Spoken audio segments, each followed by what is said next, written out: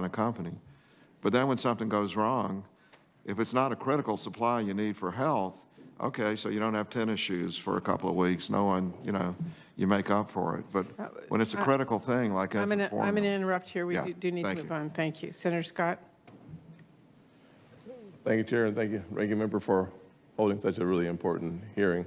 One of the things as I've watched this hearing all morning, frankly, I keep hearing is who should be to blame for what didn't happen. And the one thing I think Americans are really not very interested in is to watch each side point fingers at the other side. Some say it's the private sector, some say it's government. The fact of the matter is that the average person in this country is not as interested as we are as figuring out how to make a Republican responsible for what happened, or the Democrat to be responsible for what happens, or the private sector to be responsible for what happens. This, frankly, seems to be an all-hands-on-deck kind of problem. Everybody did something that they ought not have been doing, or didn't do enough of what they should have been doing. So from my perspective, I'm not sure your opinion on that, but the truth of the matter is it's pretty frustrating for the average person in our country who's sitting at home watching a crime wave that they haven't seen in decades, looking at the price of gas at the pump, and they're scratching their heads and they're digging into their pockets and they're coming up a little too short, a little too often, month in and month out, and then they see the absolute crisis of inflation that is weighing on their shoulders and their inability to meet the needs that they were able to meet just 18 months ago.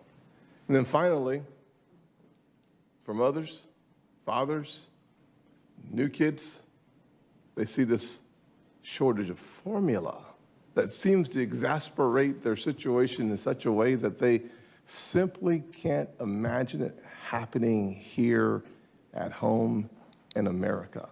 And Dr. Califf, I hope that we spend less time pointing fingers at who's to blame and take responsibility for where we can make things better. You're a South Carolinian born in Anderson, South Carolina, and as Senator Lujan was talking about the rural aspects of his state, I will speak to the rural aspects of our state. You went to A.C. Flora High School, I went to Stahl High School, and the fact of the matter is we played ball against each other, different decades, but same schools. The truth is that too many Americans in too many places, and specifically at home, are looking at the crisis that befall them, and they want solutions, not really the blame game. So I hope that we spend a few minutes on how do we make sure this doesn't happen again. But before we get there, I just want to highlight the fact that in your home state, as I just suggested, in my hometown of Charleston, South Carolina, we have 4 babies in hospitals due to the shortage because they've had an allergic reaction to the generic form, so they need a specialized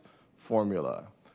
What can we do to accelerate the path to those families having what they need, and how can we ensure that this doesn't happen again? Well, to your first question, what can we do for the specialty formulas, as I've reported, we have groups of FDA people, pediatricians, specialists in critical care who meet every day and talk about each case and try to get the right formula to the baby. In the case of Abbott, which was the major manufacturer of these, for the hyper-specialized formulas that had no substitutes, we actually have allowed on a case-by-case basis the formula to be sent out after careful weighing of the risk and benefit, since they were made in an insanitary plant. For the next tranche that you're describing, it's right to try a different brand, which is considered to be interchangeable. But we all know that when it comes to particular drugs, for example, sometimes what looks like the same thing doesn't sit well. And then what has to happen is trial and error. But there are specialists involved every day in helping to navigate these. You have great ones at MUSC. I know the institution well. And I'm sorry that infants have to be in the hospital. But for that kind of critically dependent infant, it's probably the best place for them to be until we get everything back and running. And transitioning to the latter question as it relates to how do we ensure that this doesn't happen again. The safeguards, the whistles, the bells that should be going off when we're at 11% shortage, 20% shortage, 30% shortage, 40% shortage. How do we look back and learn lessons that we use for the future?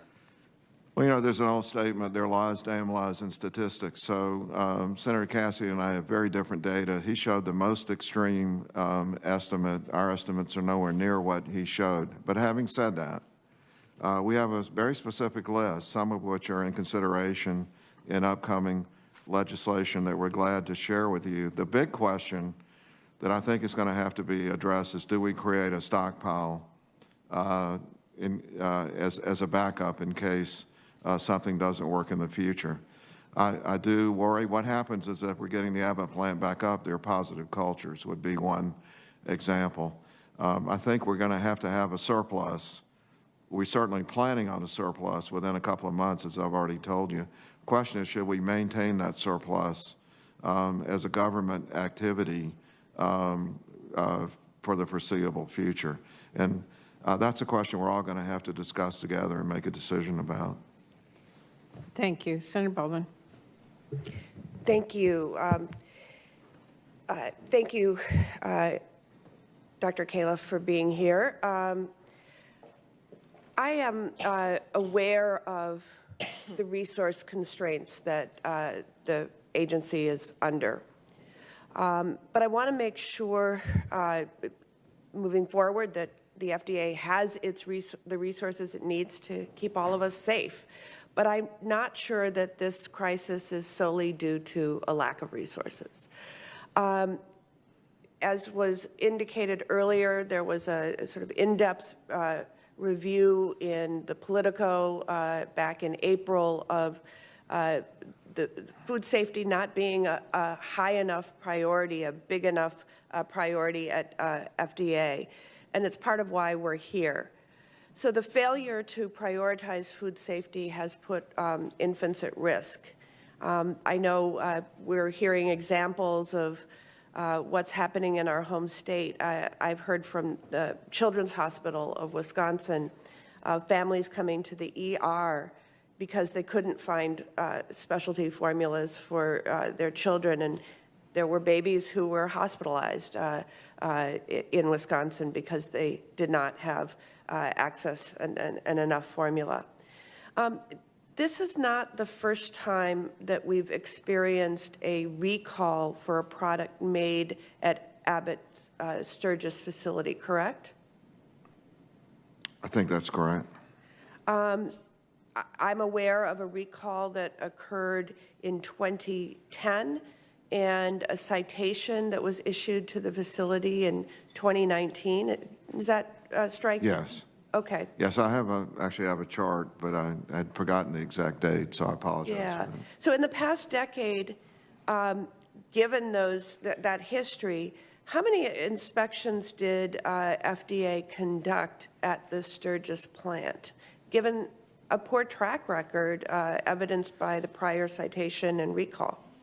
There were a whole series of inspections, as you know, leading up to 2019, most of which did not show any major problems. And then we had the most recent inspection, September 2021. I think I could get the exact date. You know what it is. It found 5 citations, including inadequate hand washing and standing water in the facility and several other infractions.